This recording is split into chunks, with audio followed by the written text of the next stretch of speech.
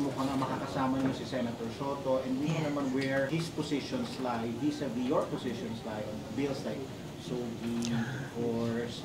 How do you reconcile?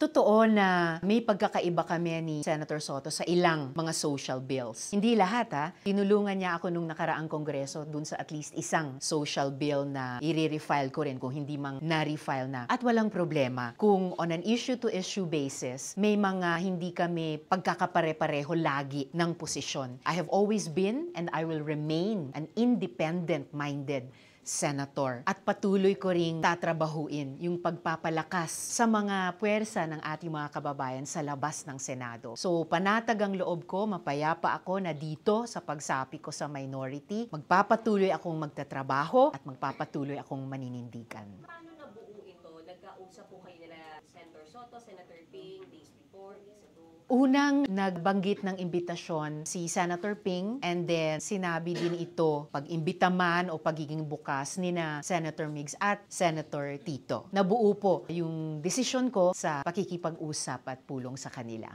So generally, ma'am, you are like-minded. We are like-minded sa pag-check and balance. We are like-minded sa pag-fiscalize. Lalo na sa panahon ngayon ng baha, ng paghahanda ng buong Senado para sa susunod na budget debates, sa pag-check and balance at fiscalize sa mga importanteng issue. Batay sa rules ng Senado, batay sa tradisyon ng Senado, at pati sa mahalagang kwestiyon ng impeachment.